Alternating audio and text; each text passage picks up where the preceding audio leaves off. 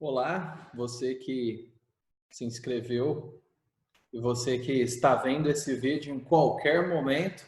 Ele está sendo gravado dia 5 de agosto de 2020. A nossa classe e o título da playlist é baseada nesse livro, Política segundo a Bíblia, do Wayne Grudem, princípios que todo cristão deve conhecer. E por acreditar no subtítulo, necessariamente eu não preciso de muitas explicações, né? Eu acho que todo cristão deve saber sobre política e pensando e organizando melhor como nós podemos servir vocês e apresentar tudo de uma maneira que faça sentido. Eu pensei em fazer uma introdução, panorama histórico.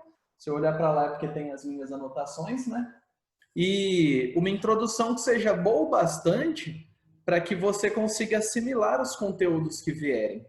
Então, essa é a primeira aula, ou a aula número 0, vamos dizer, a introdução de tudo.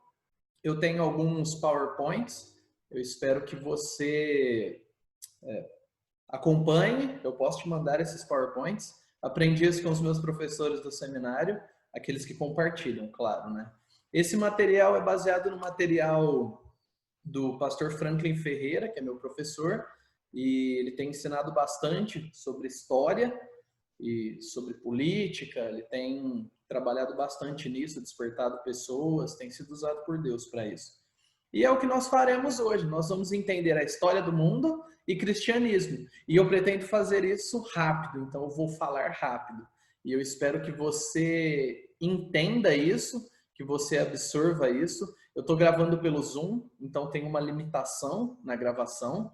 Eu não vou poder falar muito tempo. Depois eu vou fundir o vídeo para que ele fique num tamanho adequado. E nós não temos editores, pessoas que pegam vídeo, cortam, introduzem imagens, fazem outras coisas. Se por um acaso você tem essa habilidade e quer nos ajudar no Centro de Capacitação Bíblica da Igreja Batista Nova Aliança, me procure, poste um comentário, entre no site novalianca.com.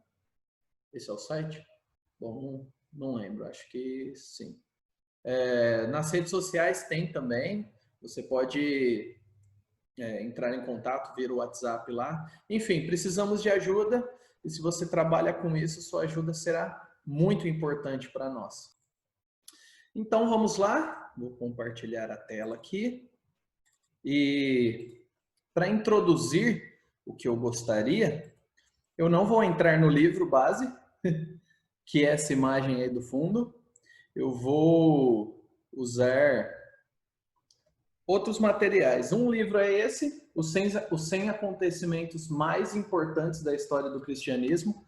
Peguei emprestado com o pastor Domingos, nem sabia que ele tinha, não conheço muito. Agora eu quero comprar porque eu amo história. Mas vamos lá, nós vamos fazer uma viagem pelo túnel do tempo e nós vamos basear isso em 2 livros. Primeiro, 100 acontecimentos mais importantes da história do cristianismo, e o outro, André Biellet, ele é francês, acho que é assim que pronuncia, Força Oculta dos Protestantes. É um livro que foi publicado pela primeira vez em 99, aqui no Brasil. E o que me ajudou nisso tudo é um material que eu tenho estudado, de história da igreja, do Franklin Ferreira também, muito bom. Ele mastiga algumas coisas, apesar de ser resumido. Quem gosta de história vai gostar.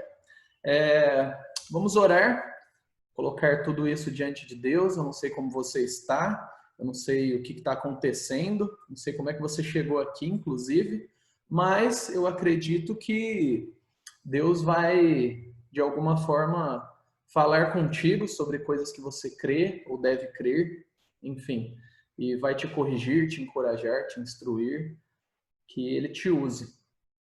Senhor, em nome de Jesus, eu peço que o Senhor abençoe essas aulas, os nossos esforços de aprender sobre o Senhor e instruir as pessoas, que o Senhor honre o teu nome através de nós, que o Senhor receba adoração, admiração e receba louvor através das nossas vidas.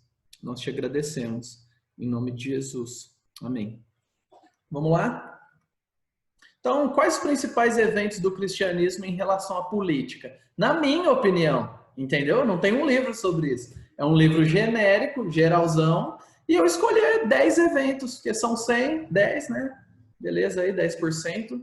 Então, eu preciso falar sobre isso. Esse é um dos importantes, né? Muita gente já ouviu falar sobre Constantino, né? O general, que depois se torna imperador, e ele tem uma experiência mística que a gente não sabe dizer, não nos padrões cristãos. Ele se torna cristão, ele diz que é cristão e toma algumas atitudes que tornaram a vida dos cristãos mais fáceis. Por quê? Porque havia perseguições, eram mais fortes, mais fracas, o negócio sempre vinha e voltava. Os cristãos não viviam em impérios, sabe? Não tinha um império, como depois nós vemos futuramente. Então eles eram marginalizados, não tinham tantos direitos como qualquer outro cidadão, porque eles meio que se colocavam contra o governo, né? E aí Constantino, ele é um general, como diz aí, tinha gente que seguia ele, aí ele vence a batalha que ele estava proposto, vai lá, invade Roma e se torna depois, né, com apoio o imperador, e ele começa a assimilar princípios cristãos. E tipo, ser cristão era ser marginalizado, agora ser cristão não é mais. Então você vê uma simpatia do governo pelo cristianismo. Não era mais crime crer em Cristo. Aí tem muita gente que vai falar o que é um engano, que foi Constantino que mandou que a Bíblia evangélica fosse como é. Isso não tem embasamento histórico.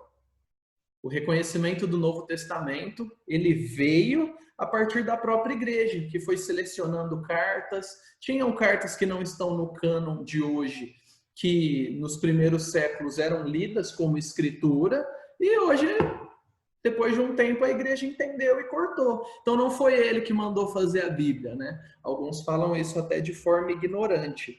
Ele foi um cara que, com o Édito de Milão, garantiu a liberdade religiosa, né, no Império para os cristãos, e ele dizia, né, no Édito, no decreto fica melhor.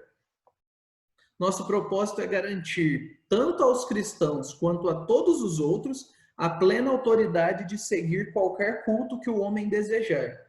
Então, começou a ter uma fusão de cargos da igreja, a igreja e o Estado começaram a se fundir a partir daí. Ele modelou a igreja do século IV, né, de formas que a perseguição acabou, os cristãos prosperaram, teve algum avanço do evangelho.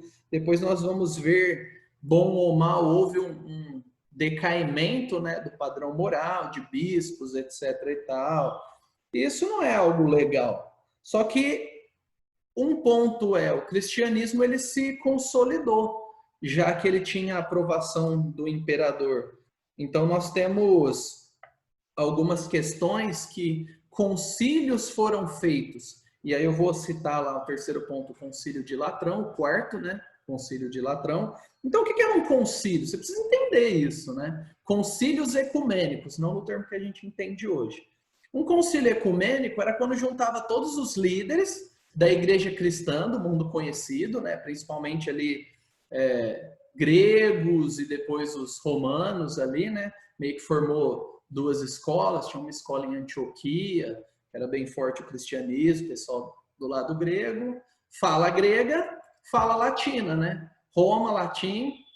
Então, nós tínhamos essa mais ou menos divisão e eles se juntavam para definir doutrinas, inclusive a respeito de a divindade de Cristo ser verdadeira ou não e o que ela significava. Então juntou vários bispos, lendo a Bíblia, orando, refletindo, debatendo, aí definiram, Cristo é Deus. E aí o que significa Cristo ser Deus e ser homem? Enfim. Aí depois tem o do Espírito Santo, enfim. Então Constantino foi uma figura que foi importante no cristianismo.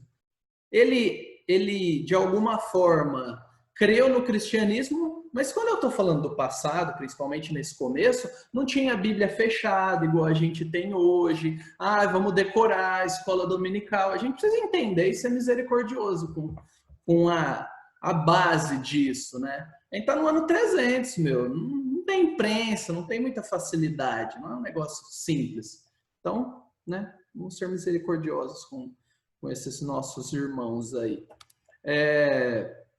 Ele tentou fazer coisas boas e ele fez coisas que ele achou que eram boas, né? Eram boas para os cristãos e para a sociedade, e não eram boas na verdade. Ele fez também, e graças a isso nós temos essa grande disseminação de informações falsas, né? É isso, é aquilo, ele fez a Bíblia ser como é e tal. Mas não vou perder muito tempo com ele, depois a gente pode trocar uma ideia. Nós temos aí também... e nessa época não tinha papado, tá bom? Nessa época os bispos tinham grande influência, mas não tinha papado. E aí quando funde a igreja, né, com o Estado, né, o Império, e a religião se torna meio que um fator determinante, unificador, e vai cristianizando todo mundo da população, não quer dizer que eles foram convertidos, mas foi um fator determinante.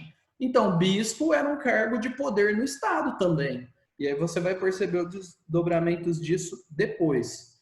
Nós temos o cisma entre Oriente e Ocidente, porque igreja, império, né? Igreja e império junto ali, poder eclesiástico e político junto. Diante disso, os bispos foram ganhando influência e aí foi se desenvolvendo a mentalidade do papado e tal, um líder que fala pelos outros, mas tinha a influência dos concílios, vários líderes falando e debatendo e apresentando versículo, enfim, estudando a doutrina. Só que chega num ponto, daí depois, tá vendo? 312 para 1054. Tem a queda de Roma, pouco tempo depois aí, são muitos séculos depois da conversão de Constantino, e fica meio fendido a união da igreja. Era uma união chamada de cristandade, né? Era toda a igreja cristã. Por isso que tiveram 7 concílios ecumênicos de representantes de vários lados. Parece que o último que foi aceito foi Niceia, se não me engano. Eu posso estar errado, né? Não levei tudo isso a fundo e anotei tudo. Então, esse cisma gerou o quê? 2 igrejas. Então, sabe, quando você vê, o que é a igreja ortodoxa russa? Significa que um império ficou para lá, para o Oriente, e o outro ficou em Roma. Depois veio para Constantinopla, que é a atual Turquia, né? E depois vai cair também o de Constantinopla. Então, quando você pensa nesse sentido, houve uma cisão do que era um cristianismo meio que unificado. Nada é 100% unificadinho, todo mundo fala a mesma coisa. Tinha muito herege, tinha muita desinformação, claro. Mas era uma ideia geral, era um grupão e foi desfeito em 2 grupões, e essa divisão está até hoje. Alguns aceitavam a maior parte das doutrinas, né, dos 2 lados, mas teve um fator determinante que foi uma controvérsia a respeito da definição que um concílio fez no Ocidente a respeito da Trindade, que é conhecida como Filioque, que é que o Espírito Santo ele é gerado pelo Pai e pelo Filho. E aí, por causa dessa questão e tal, da linguagem, porque um falava, uma região, né, falava grego, a outra latim, e preferências, maneiras de ver o mundo, teve esse grande cisma. Isso envolveu impérios, envolveu famílias, envolveu toda uma conjuntura política. E está diretamente ligado ao cristianismo. Em 1215, a gente tem o 4º Concílio de Latrão. Foi o ápice até então do poder papal, que se tornou um império. Aí a gente já tinha a ideia do Papa, alguém que centraliza o poder e que a partir daí as coisas andam. Não tanto aquela ideia de concílios, onde todo mundo fala igual. Tinha gente com muita influência e tinha mais influência nesse processo, né? Um jogo político. Concílio é juntar várias pessoas para debater doutrina ou para onde a igreja está indo, etc. Então, aí onde é decretada a Inquisição, que vai trazer muito problema. Por um lado, vai gerar a busca da igreja ser pura e tal, só que você já viu, né? Coisas da Inquisição, que lá no futuro vão perseguir protestantes, vão chamar mulheres de uma vida imoral de bruxas, ou não, às vezes são denúncias. E muita gente se lascou nessa daí, porque eles estavam nessa ideia de jihad, de guerra santa, de a igreja se impor ao mundo e governar e cuidar, enfim. E ordenou que catedrais tivessem escolas abertas aos pobres. Então, isso foi um negócio positivo que ajudou a difundir mais. Não quer dizer que no mundo inteiro isso funcionou. E aí foi onde bateram o martelo sobre a doutrina da transubstanciação, que é aquilo que os católicos romanos defendem até hoje, que a igreja protestante, né, não defende. Isso daí é 1215. Então, aquela ideia de que o corpo de Cristo, o pão vira o corpo de Cristo, de verdade, né? Então, você recebe lá a hóstia, tanto que é diferente a ceia deles, a ceia protestante, enfim. Isso daí você deve saber um pouco, né?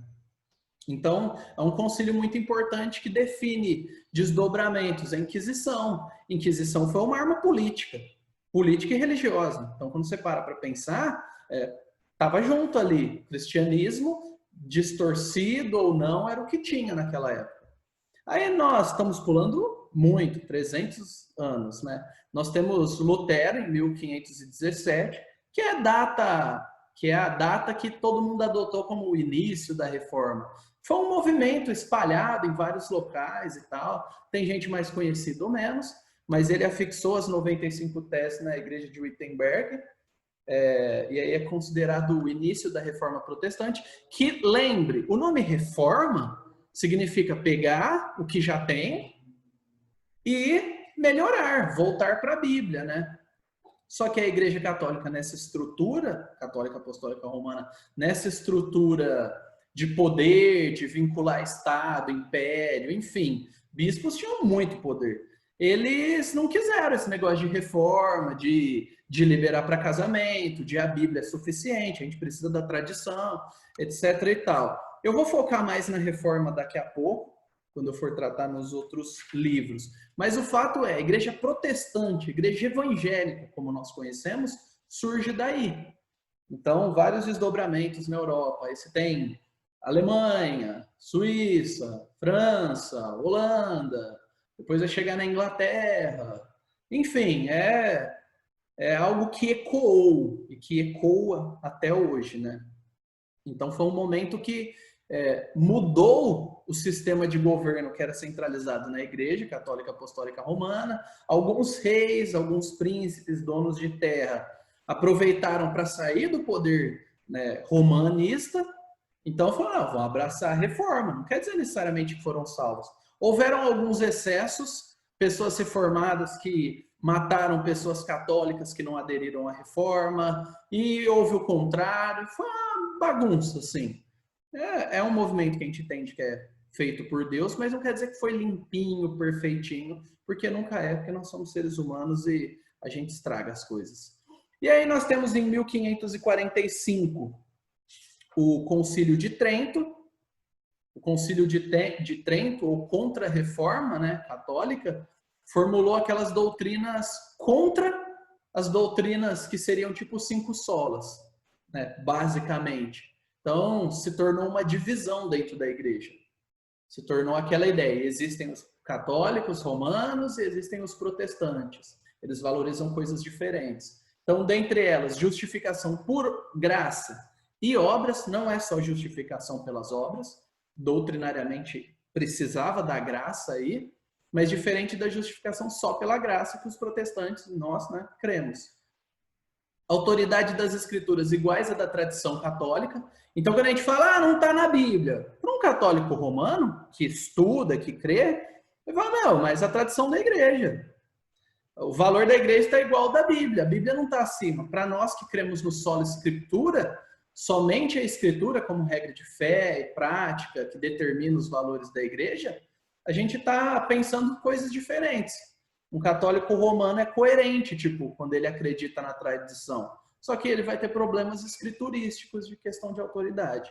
A necessidade do batismo infantil no processo de salvação, que era um processo meio complicadinho, né? Que você tem que infundir boas obras, tem que ter os sacramentos, tem que utilizar-se disso constantemente. Nós temos aí também, nesse concílio, a definição de um cânon diferente do cânon protestante, né? Dando mais ênfase naqueles livros que a gente chama de apócrifos. Já deve ter ouvido. Apócrifos. Não hipócrita, apócrifos. Que são livros que defendem doutrinas que não são encontradas, por exemplo, na Bíblia evangélica. Então, culto aos mortos e outros desdobramentos disso, livros que não são inspirados, são livros legais, úteis, ensinam história, mas não é palavra de Deus, sabe? Não é aquela coisa que você fala, palavra de Deus mesmo. Gosto de ler um livro de história que é legal, um clássico. Nós temos aí o desdobramento disso, que foi um movimento de perseguir protestantes, que foi ecoando em alguns lugares mais fortes, se os reis e os nobres apoiavam a reforma protestante, em outros lugares devastou protestantes durante muito tempo. Então, aqueles que eram católicos e apoiavam esses movimentos abraçavam a Inquisição, tomar terras, enfim. Foi uma luta política e o cristianismo estava no centro, mais uma vez.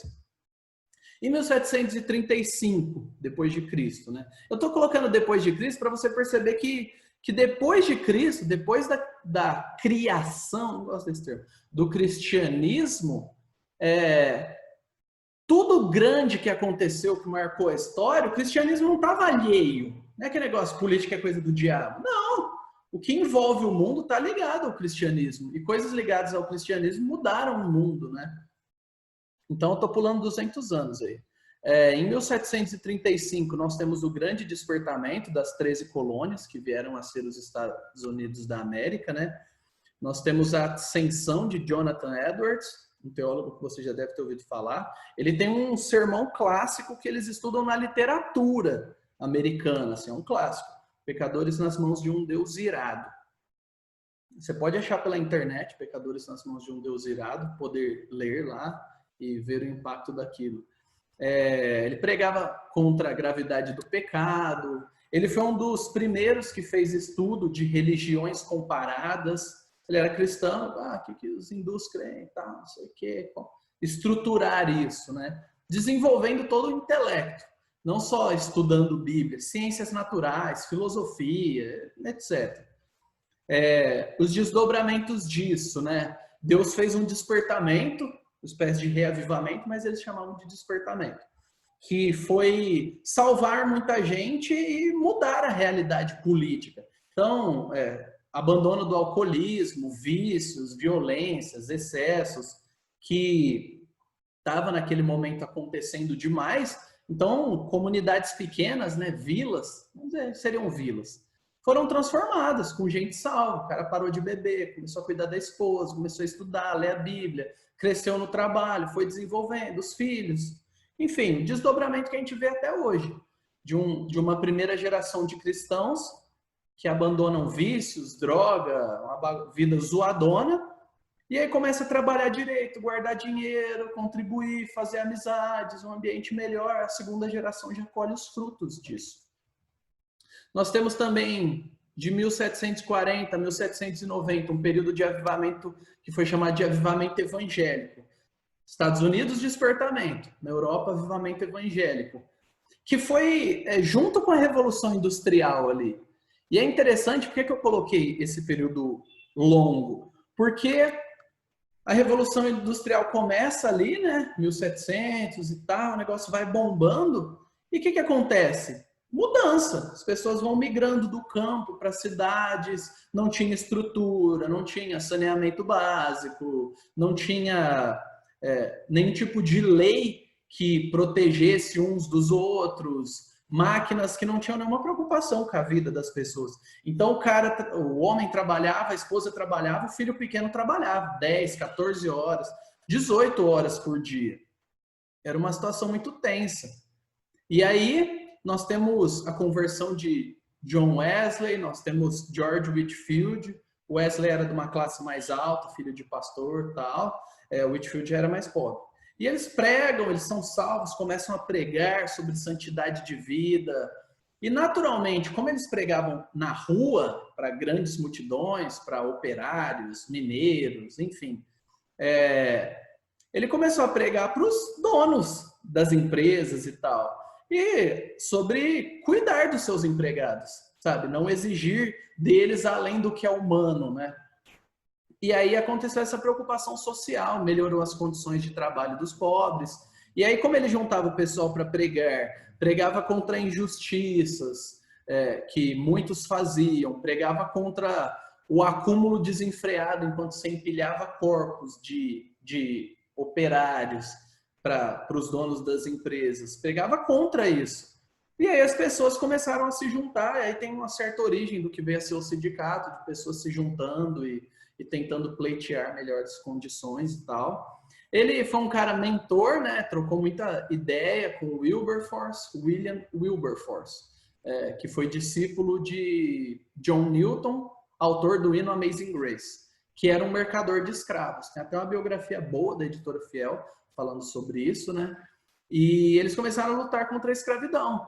Então, falei, né, das sociedades civis, sindicatos, para que houvesse mudança da postura do patrão com os trabalhadores, preparando um caminho aí para a abolição do comércio de escravos, e, enfim, você elimina o comércio, naturalmente, né, não vai ter quem compre. Então, as pessoas vão parando. Então, isso em 1807. Então, olha como o desdobramento bíblico de um avivamento influenciou a política. Pessoas entraram no parlamento britânico e tal, e começaram a batalhar por causas nobres, a causa da dignidade humana, né? Então, sob influência cristã, nós temos William Wilberforce, Elizabeth Fry, George Miller, eu escrevi um monte de coisa errada porque eu estava com pressa. Thomas Buxton. Para eles, servir a Cristo era servir à sociedade e aos mais necessitados. Então, foi uma batalha que eles se empenharam. Não que isso definisse o evangelho, mas por serem cristãos, eles não podiam fechar os olhos para aquilo que estava acontecendo. Tivemos cristãos, filhos de Deus, que eram a favor da escravidão? Sim. Todos? Não. Isso está certo? Meu, é a pessoa com Deus, sabe? Eram irmãos nossos. Você não vai definir quem é salvo, nem eu. Então, assim, eles estão errados? Ao meu ver, estão. Mas imagina nascer nesse ambiente e, enfim, ter todo o peso disso. Esses homens foram heróis, estudando Bíblia e tal, e batalhando por mudanças, sabe? Servos de Deus. E havia todo um sistema de trabalho aí que era baseado na escravidão. De 1865 tem o início, o nome vem depois, né? Exército da Salvação, sob influência metodista, né? Começou com John Wesley. Olha quanto tempo depois, né? Então tinha um forte envolvimento social, eles se tornaram meio que um esquema de exército, de patente, pá. E o William Booth e a esposa, né? Eles movimentaram a igreja, e depois eles se desvincularam da igreja, mais cristãos e pessoas que queriam, para fazer restaurantes baratos, para que os pobres que trabalhavam tanto pudessem se alimentar. Sempre a luta contra o alcoolismo, que sempre foi crescente. Imagina, você trabalha várias horas, não tem nada, um desprazer, sua vida vale nada, e você começa a acreditar nisso. Sem o cristianismo, aí tinha violência em família, tinha questão de crianças que não aprendiam nada, mas trabalhavam desde cedo, e aí a instrução para as crianças pobres, criação de escolas, enfim, o público, pessoas rejeitadas, pescadores, prostitutas, leprosos, doentes, pessoas miseráveis que viviam à margem da sociedade. E ele trabalhou para levar alguma dignidade, para quê? Para que o evangelho fosse pregado e as vidas dessas pessoas fossem transformadas espiritualmente e moralmente. Então, em 1945, estou dando um grande pulo aí, que é recente, se você for pensar, nós temos o martírio de Dietrich Bonhoeffer. Você fala em alemão é uma coisa, se fala em inglês é outra, cada um fala de um jeito. Então, se você souber pronunciar, beleza. Ele morreu em 1945, pouquinho antes, 3 semanas antes do final da guerra. Ele estava num campo de concentração. Ele é conhecido como pastor, que tentou fazer um atentado contra Hitler. Mas ele não só fez isso, ele era um pastor que viu a igreja se dobrando diante do nacionalsocialismo, que a gente conhece como nazismo, mas eles não conheciam como nazismo, que tomou as igrejas, sabe? Isso era padrão. Várias igrejas foram se deixando levar por isso. E é um dos grandes erros. Aí nós temos a declaração de Barmen, que inclusive está completa no final desse livro aqui, que era das igrejas que não se dobraram, dos pastores que não se dobraram ao nacionalsocialismo, e, por não se dobrarem, naturalmente, tiveram que se levantar e apontar o dedo para aqueles que se dobraram. Ora, imagina, tinham irmãos na fé que eram de ascendência judaica, e eram pessoas. Então, eles se movimentaram. Então, foi calado, ele foi o idealizador de seminário, foi calado na Alemanha, depois foi perseguido de várias formas, recebeu a oportunidade de ir para os Estados Unidos, mas ele quis ficar no país dele, batalhando pelo povo dele.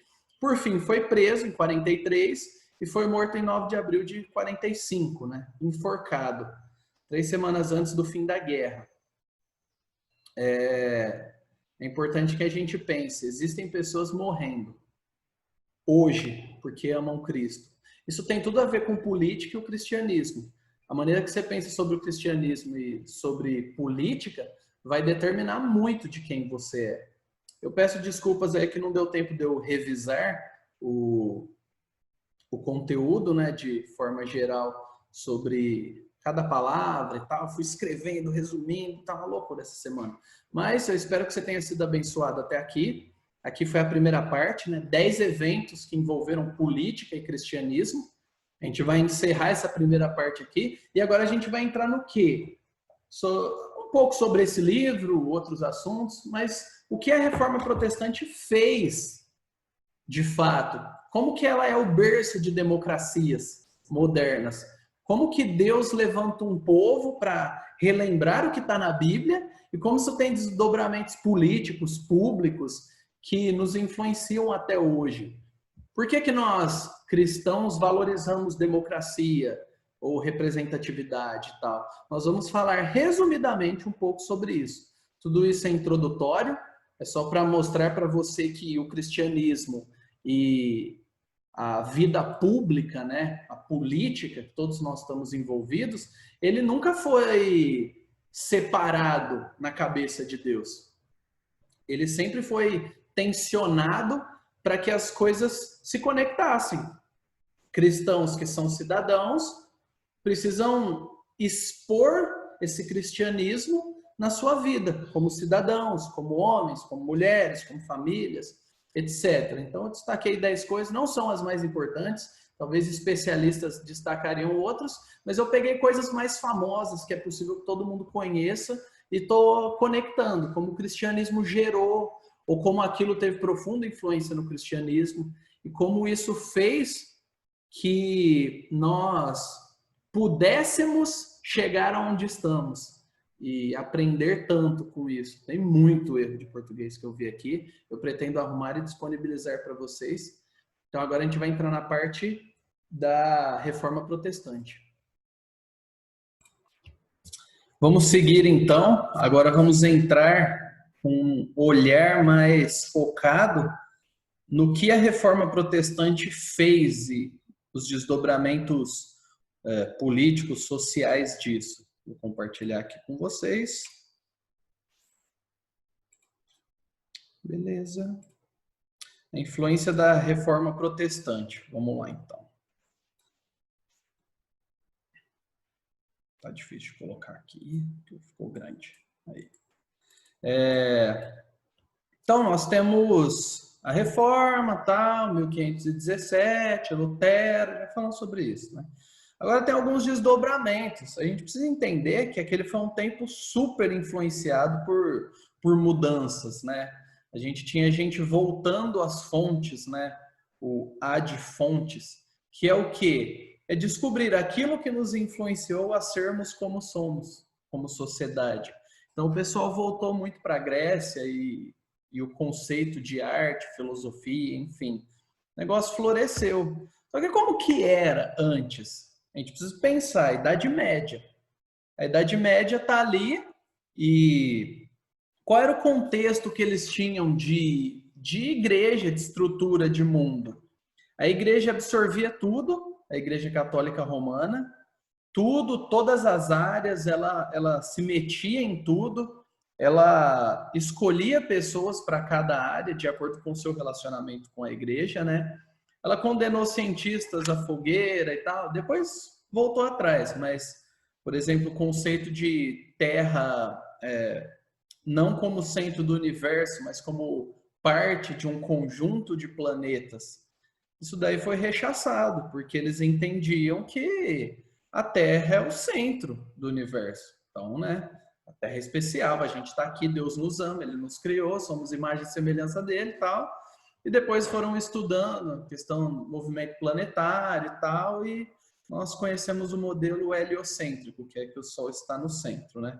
Esse é só um dos exemplos de como, quando a igreja estava tão desenvolvida, inchada e com tentáculos em todas as áreas da sociedade, ela acabou cometendo injustiças, sim. Por quê? Porque ela se desviou da função dela. Tinha uma função de igreja e Estado, de política e igreja num sentido simbiótico, num sentido muito conectado. E deve existir uma separação, inclusive o propósito é diferente, um não flui do outro, elas se influenciam, mas um não flui do outro. Outro ponto é que a mentalidade do sacerdócio medieval, que era romano, né? Romanista, vou usar mais o termo romanista para ficar mais fácil. Ele era muito focado na ideia do o fiel, o sacerdote, o clérigo e o leigo, aquele que recebe. Quem faz a coisa acontecer é o fiel, é o cara que se dedica e tal. E é o sacerdote, aquele que presta o serviço a Deus. O leigo é aquele que não é tão bom assim, né, e tal. Ele contribui, mas não é tão especial. Tanto que a maior parte das pessoas na sociedade, né, na época medieval, eles cultuavam como? Através de imagens, de pinturas. Muitas igrejas antigas era isso, assim que as pessoas eram ensinadas. Só um pequeno grupo de monges e sacerdotes e monjas e freiras, né, que se dedicavam ao estudo da palavra, das línguas clássicas, poderiam aprender mesmo, ler, escrever, enfim. Então você tem todo esse contexto. E aí o pessoal nesse movimento de volta às fontes, de volta ao que os outros pensavam e tal. E aí Deus, ele se move, nunca houve um momento que a igreja deixou de existir ou que ela se tornou tão corrompida que se perdeu. Mas existiram erros feios. Existiam pessoas cristãs nesse sistema, com muita dificuldade, né? E pensa no cristianismo não como algo que você faz parte, mas como algo que você compra, vamos dizer assim, né? Questão de, você quer tirar seus parentes do inferno com dinheiro? Você pode. A indulgência. Você quer ganhar privilégios com Deus? Né? É claro, faz uma doação para a construção da Basílica de São Pedro, suntuosa, bonita, bem pintada. Sustenta ali o Michelangelo, sustenta os caras que trabalhavam para produzir boa arte na igreja. Então, essa é a mentalidade.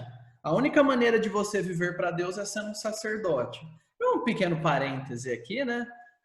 Gente, isso está errado. Sabe, essa mentalidade, você que é pastor, você que quer ser pastor, você que se dedicou, fez seminário, você é o trabalhador da igreja. Nós somos os receptores. Isso não é bíblico. Isso é um desvio, mas é um desvio muito fora do processo. Essa mentalidade, não, a gente paga, a gente contribui na igreja, paga e a igreja contrata todo mundo.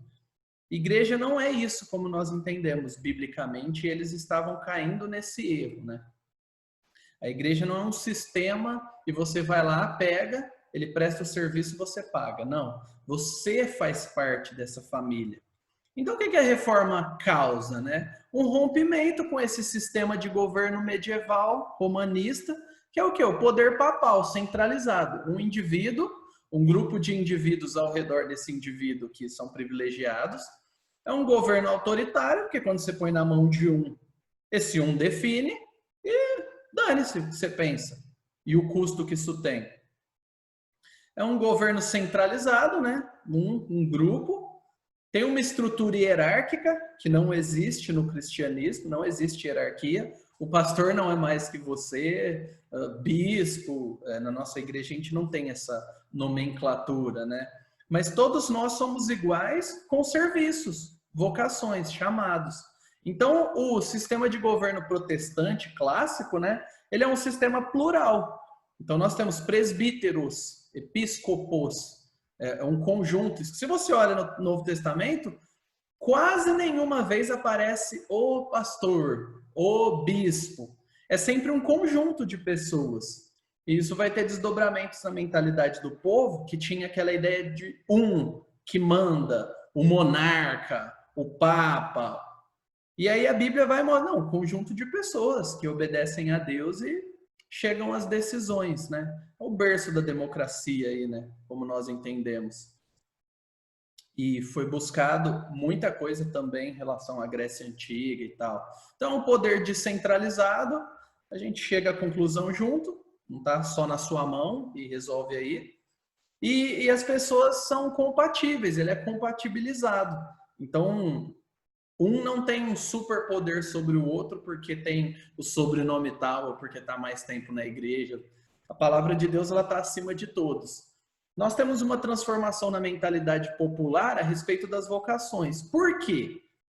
Porque se você tinha uma visão na Idade Média de que só quem se dedica ao clero de fato está fazendo a ciência, está usando bem a sua mente, e todo o resto? E o mundo? O resto das coisas, né? Quem produz roupa, quem produz calçado, quem produz comida. É insignificante? E de modo nenhum. A Bíblia não diz isso, mas aquela cultura, ela favorecia essa mentalidade, né? Então, quando você entende o conceito de vocação, eu fui chamado para alguma coisa e eu sirvo a Deus através disso também, e eu sou feliz em Deus através disso. Não que vai ser um mar de rosas, você tem que ganhar muito dinheiro e fazer o que você curte, né? Senão todo mundo ia virar youtuber, ia, né, virar jogador de videogame e ganhar muito dinheiro. Isso não acontece.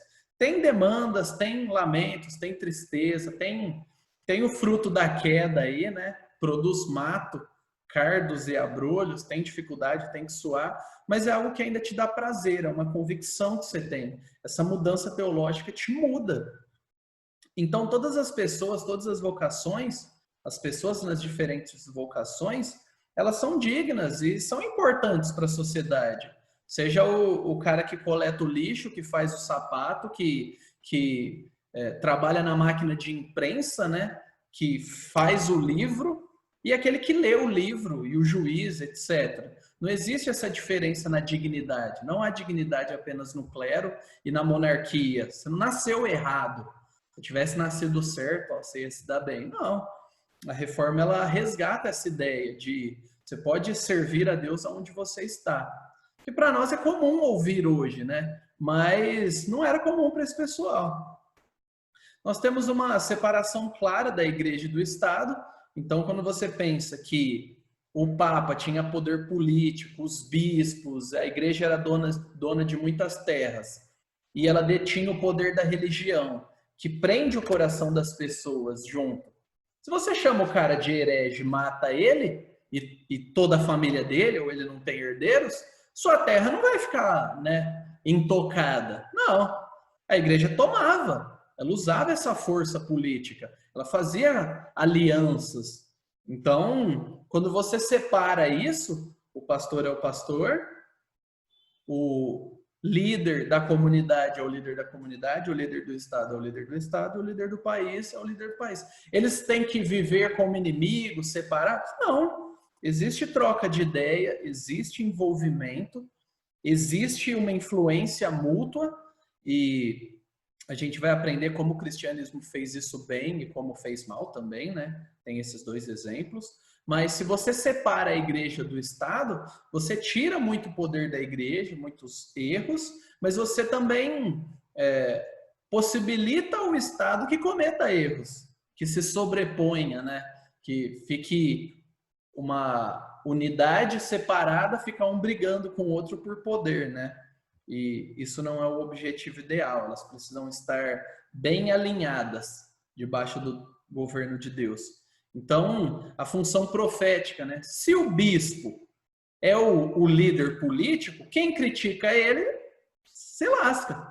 Agora, se você tem o pastor que aponta o pecado daquele juiz, daquele legislador, etc., ele está cumprindo uma função profética que a gente vê no Antigo Testamento, que é uma denúncia de pecados públicos, sejam pecados morais individuais ou pecados nacionais, né? A maneira que a coisa acontece. Que é o que você vê na Bíblia. Você vê Isaías fazendo isso, você vê Jeremias fazendo isso, você vê de uma forma muito clara o envolvimento de Daniel, né, num país, Babilônia, e ele faz um bom serviço ali. Você tem José do Egito, que ele não só resistiu à mulher de Potifar, ele foi um líder político. Então, quando a gente pensa numa separação clara, a gente não está pensando que há um vazio entre os dois intransponível. A gente está pensando em definições claras. E a reforma faz isso, né? Ela acentua, ela possibilita isso. Nós temos o desenvolvimento também da doutrina que tinha sido esquecida, que é o sacerdócio de todos os cristãos. Então, o culto ele era prestado pelos especialistas, vamos dizer assim, né? Pelos clérigos, sacerdotes. Você ia e você via o culto, né? Um conceito que a gente não tem muito, a gente fala de participar do culto. A reforma protestante resgatou isso. Não, cada cristão é um sacerdote. Tanto na sua casa quanto na igreja, você tem que servir, você tem que fazer parte disso e a coisa acontecer. Então, esse envolvimento na vida religiosa é uma mudança. Antigamente, a gente ficava debaixo de um sistema de governo e a gente era coadjuvante. Agora, a gente passa a realmente fazer parte. A gente passa a ser ouvido e tal. Então, esse contato fez a mentalidade das pessoas mudarem. Então, esse contato com a Bíblia como palavra de Deus fez essa verdade de Deus moldar o relacionamento do indivíduo com a cultura. Então, se a gente pensar, né, no Lutero, ele produziu músicas não só para a igreja, e os cristãos na história sempre produziram culturalmente. Tem um período que o negócio fica pobre, outro e tal, mas sempre produziram para a glória de Deus. Não é só pintura de Deus e música para cantar na igreja, não. Existem pinturas que honram a Deus por serem belas, por carregarem valor, né? Então, esse relacionamento com Deus fez a sociedade ser vista, porque se eu não me vejo como superior pelo meu nascimento, se eu olho para o meu irmão e eu sou um cara que tenho condição e ele tem menos do que eu, mas ele foi salvo, e se eu vejo os incrédulos, aqueles que não são cristãos, como irmãos em potencial e eu prego o evangelho para eles, então essa perspectiva do evangelho muda a sociedade. Eu não quero te destruir, você não é meu inimigo. Você é um irmão em potencial. E mudou naturalmente a política, porque se a gente descobre que na igreja a gente pode liderar em conjunto, a gente pode compartilhar responsabilidades, chegar a uma conclusão. Não é uma democracia na igreja. Nós somos guiados pela palavra de Deus. Nós somos guiados pelo livro em preto, né? Alguns brincam. Isso daqui, ó. É isso que nos guia. A Bíblia. Palavra revelada de Deus. Agora, a maneira que ele faz isso é através de um conjunto de pessoas, homens e mulheres que vão inspirados por Deus, iluminados por Deus, dando opiniões para que a igreja seja servida. Então, não é uma questão de nós simplesmente ouvirmos e obedecermos. Não, nós podemos interagir. E se você começa a ver isso na igreja e vê que é bom participar, né, algo participativo, naturalmente essa percepção você vê na Bíblia, você vê na igreja e molda a sua mentalidade sobre o envolvimento político. A reforma favoreceu a separação entre a igreja e o Estado, inspirando a democracia. Falei sobre isso, né? Agora usando o termo democracia. Porque se você pode eleger aqueles que te lideram, se você pode fazer parte, pense, existia uma igreja. As pessoas não tinham muita tecnologia, muitos recursos, elas tinham que pagar por todo o serviço prestado, seja a morte de alguém, o batismo de alguém, o casamento, enfim, tudo. E as pessoas não tinham grana como a gente tem hoje, né? Acho que o mundo nunca foi tão rico quanto hoje, né? Nunca houve tanto recurso e tanta gente se beneficiando disso. Então as pessoas elas começaram a pensar sobre isso num conceito de peraí. Aí vem a reforma, né? E fala, peraí, agora eu tenho opções. Eu estudo a Bíblia aqui, tem líder tal. Foi desenvolvendo o conceito de denominação mais para frente. Mas isso começa com a reforma, com a possibilidade de você escolher aquela doutrina, né, que te convence biblicamente. Não a que é mais cômoda, mas a que te convence biblicamente. Então, a forma de governo na igreja, né, é representativa e descentralizada. Então, a igreja não é mais o Papa ou a liderança. A igreja é o conjunto dos cristãos. Então, se nós reunirmos um pequeno grupo, nós somos a igreja ali. Agora, se nós fazemos parte de uma igreja maior, com toda uma estrutura, nós somos igreja ali também, né? Então, na reforma, imagina, não havia toda uma estrutura teológica clara como nós temos hoje, de denominação, de maneiras de interpretar a Bíblia já bem definidas e tal, que você, quando se torna membro, escolhe.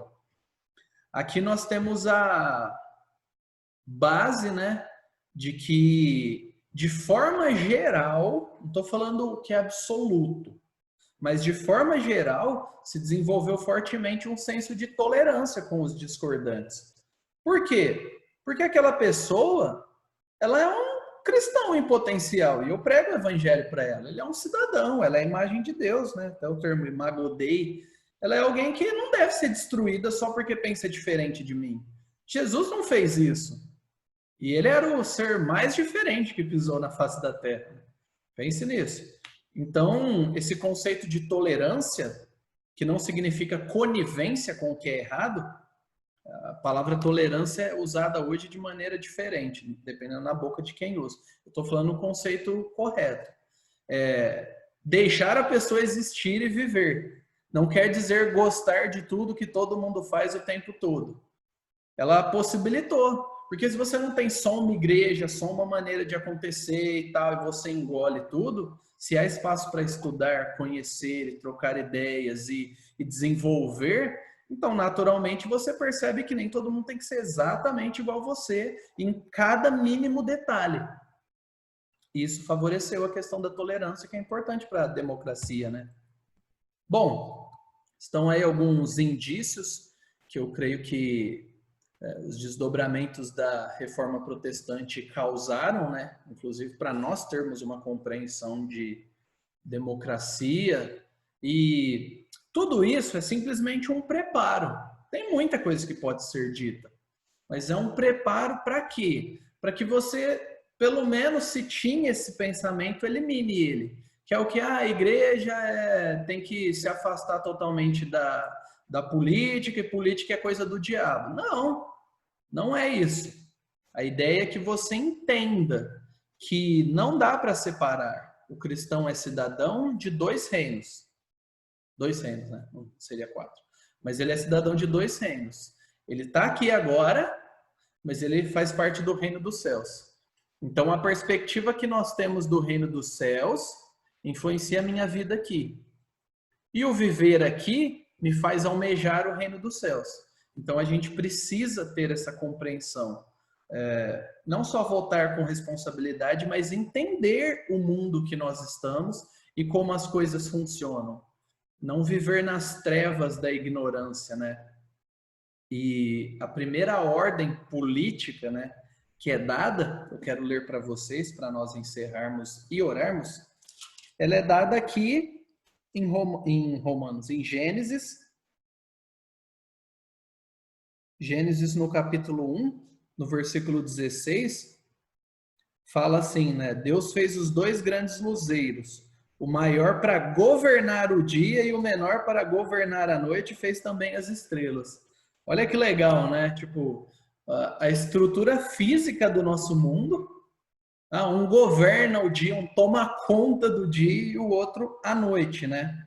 Aí coloca as estrelas no firmamento. O termo governarem é interessante, né? Deus é o governador máximo, acima da criação, interagindo com ela. E aí na criação nós temos uma estrutura. E aí ele diz assim, né? Também no versículo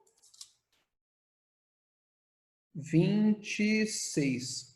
Muito clássico esse, né? E Deus diz: façamos o ser humano à nossa imagem, conforme a nossa semelhança. Tenha ele domínio sobre os peixes do mar, sobre as aves do céu e sobre os animais domésticos, sobre toda a terra e sobre todos os animais que rastejam. Domínio. Domínio não quer dizer destruir, cuidar do jeito que você quer, porque ainda é de Deus. Mas ele está criando uma ordem, uma estrutura. E nós cremos que há uma estrutura dada por Deus ao mundo, o pecado bagunçou, o pecado mexeu com as nossas motivações, porém, ainda há uma estrutura.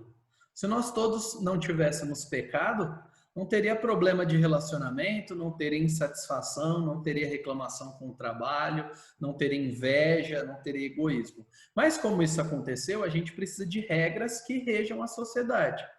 Então, Deus te abençoe, eu espero que tenha sido produtivo para você, para quando quer que seja que você ver esse vídeo, né? Ele vai ficar no YouTube da Igreja Batista Nova Aliança. Eu espero que te edifique, te ajude a pensar. Nós teremos mais vídeos aí, quinzenalmente. Se você é membro da igreja e quer fazer parte do grupo da igreja, novamente eu te digo, mande um WhatsApp para a igreja. Você pode encontrar o número do WhatsApp no Facebook, você pode encontrar no Instagram, você pode encontrar no site da igreja. Então, faça parte do grupo, porque nós vamos marcar na semana que vem, né? Estou postando hoje, dia 6/8, e nós vamos marcar na semana que vem, na quarta-feira, uma reunião pelo Zoom ou pelo Google Meet. Me desculpe a qualidade baixa da câmera, né? Quando fica maior, mas é porque o Zoom só converte vídeo em 720.